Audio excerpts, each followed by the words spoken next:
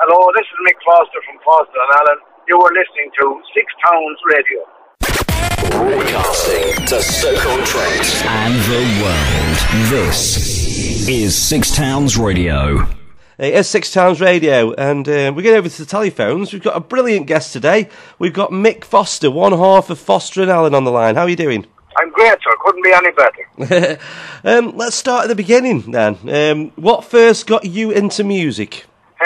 I suppose several reasons. My paternal grandmother would have had an old gramophone. I would be going back 60 years now. And she had a load of the old 78s records, and she had a lot of Jimmy Shand records. Okay. And I used to be playing these and listening to the great Jimmy Shand, and I fell in love with the accordion at that stage. And I suppose I was messing about at a button accordion first, and then for reasons that I don't even know myself, when I was about 12, I went over onto a piano accordion, and that's what I'm still playing. Yeah. So I suppose if it wasn't for Jimmy Shand, I wouldn't be playing an accordion at all. Yeah. Did you have lessons on the accordion? I did. When I went over on the piano accordion, I had lessons.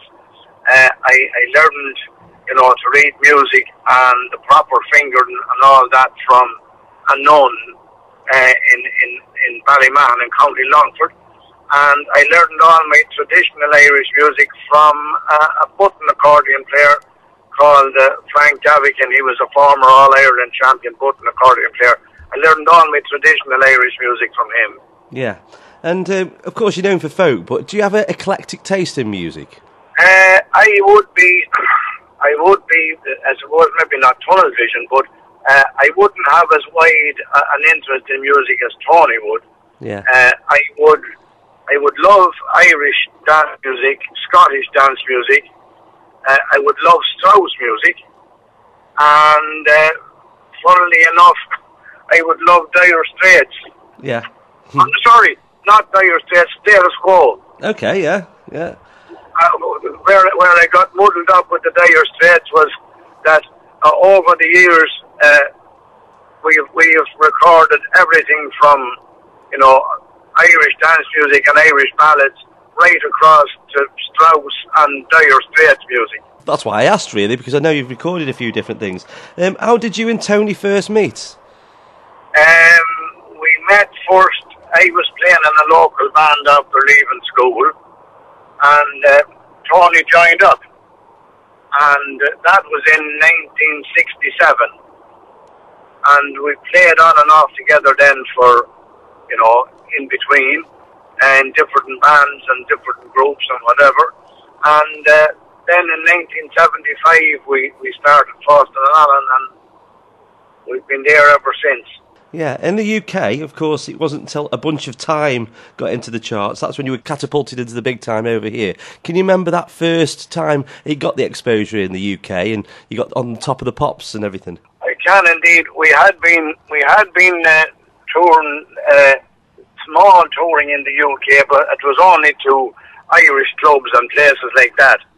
And we used to go to America every year for the month of March, because St. Patrick's Day lasts a month in America, and we had Bunch of Time had been number one twice in Ireland, and in 79 and in 81, and it was released in the UK then, and when we were in America, they said, look at your number 24 or 5, whatever it was at the time, and they said if you make the top 20, you're on top of the pops. So we, luckily enough, had just finished our tour in America, and we were kind of on standby. So then we got word that A Bunch of Time was number 18, and we were on top of the pops. So basically, get over as quick as we could. So we flew from New York to Dublin to London, and it was all a kind of a blur. But look, it was very enjoyable, and I suppose it was a kind of a blur. It didn't happen, it happened so fast that we didn't really get time to, I suppose, to let it sink in. Yeah. The only thing that I did that stuck in my mind was that, with us it was an accordion and a guitar, and for Top of the Pops, the record company suggested that maybe, as it was a pop show, an accordion might look out of place. So they asked me would I play a guitar as well. So I knew a few chords on the guitar, so I said, look, I don't mind whatever. So that's what we did. And the next act on after us were Dexy's Midnight Runners, and they had an accordion. Of course they did, yeah. So that just showed you, a group that used an accordion all the time hadn't an accordion on Top of the Pops, and a pop band had. So you showed you never know. That's a great story. I've just looked at your profile. You've released 30 albums. That's some achievement, that is, Mick. Well, we've actually released a lot more, but some of them were in the early days in Ireland, so they didn't make the UK. But what the 30 albums is, we have had 30 albums in the UK charts. Yeah. In 31 years. So we only missed out 1 year not having an album in the charts. But the album that was out, for last Christmas, it was our 30th album to make the British charts. Wow. We got you on the phone today to talk about the tour. You got a winter tour, and you're coming over to Staffordshire again to play Cannock at the Prince of Wales Centre. That's right. We're over from, I think, the 27th of October to the 23rd or 4th of November. Yeah, and we're taking all places. I think we're down as far as Cornwall, and we're up as far as near enough the borders. Yeah. So it'll be, we're looking forward to it, and it'll be a lot of travelling. But we've toured the UK twice a year for the past 30 years or 31 years. So we've met a lot of people over the years, and we meet them every year. Or we're inclined to, wherever we play this year, well, we probably won't play for maybe 2 years. But in between, we've made a lot of friends over there in the past 30-odd years, and those people are still coming to our shows, and it's great to get. The best part of our job is doing the live shows, because, that's what we set out to do in the early days, was play on stage and get an audience to come and listen to us, and, that's the kind of still the top priority. The Prince of Wales Centre in Cannock, which is the closest gig to us, that's the November the 19th as part of that tour. Accordion to your press release, see what I did there? Accordion to your press release. There's a book out as well. Yes, we have our book, our biography is out. It's out since, I think, about last Thursday. And I have no idea where it is.